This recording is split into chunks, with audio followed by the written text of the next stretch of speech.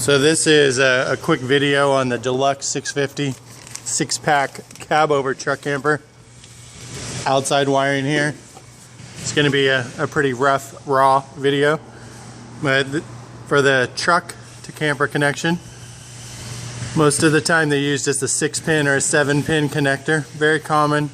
Buy it at AutoZone or Craig and Auto, Napa Auto Parts, Camping World, any trailer supply. It's typically what is mounted on the back of your truck next to your hitch receiver, or you can put in a plug in the truck bed that'll match up with this to feed the camper separately. But it's just your typical, I think they call it a 7-pin connector.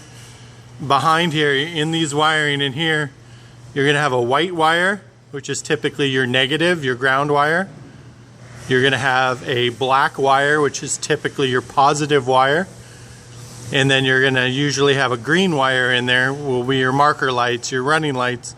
So when you turn on your headlights for the truck at night, the marker lights or the running lights on the camper will also come on.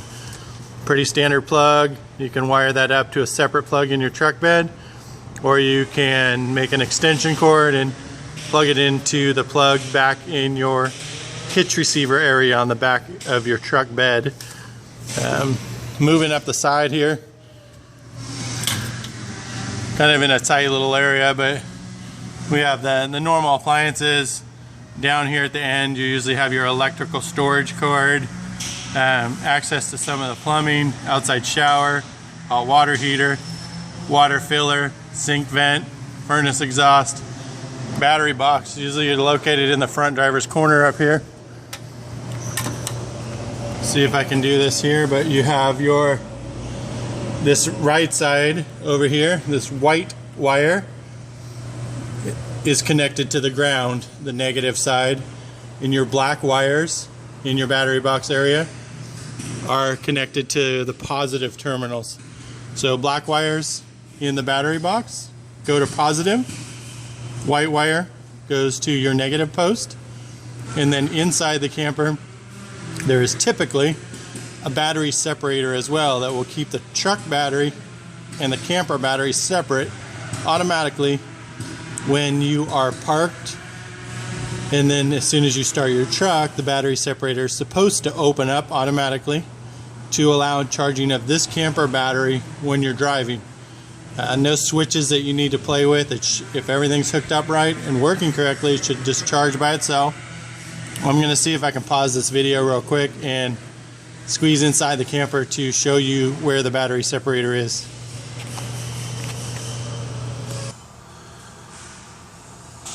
Inside here is your normal camper. A little dark in here because I don't have lights, but up in the kitchen cabinets, front, passenger corner. Got a fuse in here. It's always a good one to check. This is for this red fuse right here. This is the fuse for your marker lights, your green wire on the outside, your running lights, your marker lights. Make sure that's good if your marker lights aren't working. This guy right here is a battery separator. Sure power battery separator. That top terminal, in this view, the top terminal is your wire connected to the main truck battery. The bottom wire is the battery wiring that goes to the camper battery. So the top terminal should be live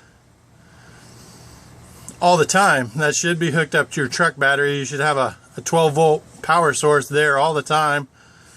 The bottom terminal down there should only be live when the truck is running. When the truck is off, you should have no power to that. That's the way it's supposed to work between the two terminals, not necessarily the wiring, but the two terminals. So if you took your battery wiring off down here at the bottom, take those wires off, you can start the truck. That battery separator should click and open up. If it doesn't click and open up, then the bottom terminal won't be getting any power.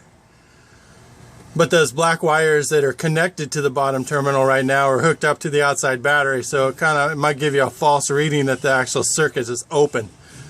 So if you take out the wire, you can test both jumper jumper wire both of those brass ports to see when connectivity is there or not there, or you can take the black wires off the bottom post, move them to the side, tape them off so they don't spark, start your truck, and then touch that bottom terminal, see if it lights up 12 volt, and then see if it turns off when your truck is off. So it's about the best I can help you with right now. Hope that helps.